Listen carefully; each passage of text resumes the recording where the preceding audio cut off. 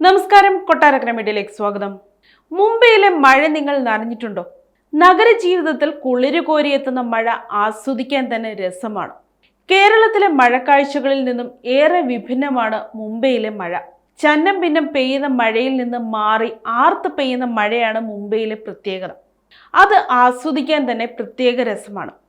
കനത്ത ചൂടിൽ കൊടും തണുപ്പിൽ അതിതീവ്രമായ മഴയാണ് മുംബൈയിൽ പെയ്തിറങ്ങുന്നത്. മുംബൈയിലെ താഴ്ന്ന പ്രദേശങ്ങളിൽ ധാരാവി പോലുള്ള ചേരികളിൽ വെള്ളക്കെട്ടുകൾ നിറഞ്ഞ് മഴയെ ആസ്വദിക്കുന്നത് തന്നെ വളരെ രസകരമായ ഒരു കാഴ്ചയാണ്.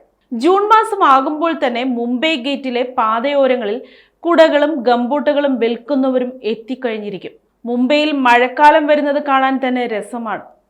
ആ ഒരു അനുഭവം ഒരിക്കലും നഷ്ടപ്പെടുത്തരുത്. പാദരക്ഷകൾ കയ്യിൽ പിടിച്ചാണ് മഴവെള്ളം താണ്ടി ഓരോരുത്തരും ഓഫീസ് മുറിയിൽ എത്തിയിരുന്നത്. കുട ചൂടിയിട്ടും ഒരു കാര്യവുമില്ല. മുംബൈയിലെ തകർത്തു പെയ്യുന്ന മഴയിൽ എത്രയോ തവണ പലരുടെയും തലപ്പാവ് നനഞ്ഞിട്ടുണ്ട്. ഇംപ്രഷൻസ് ഓഫ് ബോംബെ എന്ന കുറിപ്പിൽ മനോഹരമായി ഖുഷ്യന്ത് സിംഗ് മഴ പെയ്തിറങ്ങുന്ന മുംബൈ നഗരത്തെക്കുറിച്ച് വിവരിച്ചിട്ടുണ്ട്. മഴക്കാലം എത്തിയാൽ നഗരത്തിൽ പെയ്തിറങ്ങുന്ന മഴച്ചീളുകൾ ഓഫീസ് മുറിയുടെ ജനലഴികളിലൂടെ കർട്ടൻ നീക്കി കാണാൻ നല്ല രസമാണ്. മുംബൈയിലെ പ്രശസ്തമായ മുസ്ലിം ആരാധനാലയമാണ് ഹാജി അലി. കടലിന്റെ നടുവിലായി ഉയർത്തിക്കെട്ടിയ വഴികളിലൂടെ വേണം ഈ ആരാധനാലയത്തിൽ എത്തിപ്പെടാൻ. എന്നാൽ മഴക്കാലത്ത് ഈ നടപ്പാതയൊക്കെ കടലിന് നടുവിലാകും. കിഴക്കൻ മുംബൈയിൽ മറൈൻ ഡ്രൈവിൽ നിന്ന് 3 കിലോമീറ്റർ മാറിയായിരുന്നു എൻ്റെ മൺസൂൺ അവധിക്കാലം ഞാൻ ആഘോഷിച്ചത്. മഴക്കാലത്ത് മറൈൻ ഡ്രൈവിലൂടെയുള്ള യാത്ര രസകരമാണ്. കടൽ ഇരിച്ചു കയറിയ റോഡിലൂടെ കാറിന്റെ സൈറൻ കേട്ട് ചൂടോടെ ഭക്ഷണ സാധനങ്ങൾ രുചിച്ചുള്ള യാത്ര ഏറെ സുഖമുള്ളതാണ്. അതുമാത്രമല്ല, സൗദികളും കുവൈറ്റുകളും എമിറേറ്റുകളും ഉൾപ്പെടെ ഗൾഫ് നാട്ടിലെ സമ്പന്നർ മുംബൈയിലെ ഒബ്രോയ് പോലുള്ള ഹോട്ടലിലെത്തി മഴക്കാലം ആസ്വദിച്ച് മടങ്ങിപ്പോവാറുണ്ട്. അവരുടെ വരവ് തന്നെ മരുഭൂമികളുടെ വളർച്ചയെ അതിജീവിച്ച് മൺസൂണിനെ ഒരൽപ്പം ആസ്വദിക്കാൻ വേണ്ടി മാത്രമാണ്.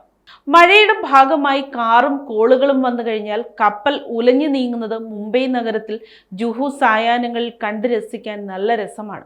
പറഞ്ഞു വന്നത് മറ്റൊന്നുമല്ല, സിനിമാ വേദിയിൽ നൂതനമായ പരീക്ഷണങ്ങൾ അവതരിപ്പിച്ചയാളാണ് മണിരത്നം.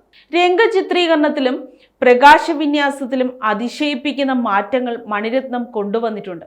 ആളുകൾ നടന്നു നീങ്ങുന്നതും പ്രകാശമൊന്നും മങ്ങിത്തെളിയുന്ന നേരം മനീഷയും അരവിന്ദ് സ്വാമിയും മണിരത്നം ചിത്രത്തിന്റെ ഫ്രെയിമുകളിൽ നിറയുന്നത് കാണാം. മൺസൂൺ കാലത്ത് വമ്പൻ തിരമാലകൾ കരയിലേക്ക് പാഞ്ഞെടുക്കുന്നതും ബോംബെ എന്ന ചിത്രത്തിൽ മണിരത്നം ഉപയോഗപ്പെടുത്തിയിട്ടുണ്ട്.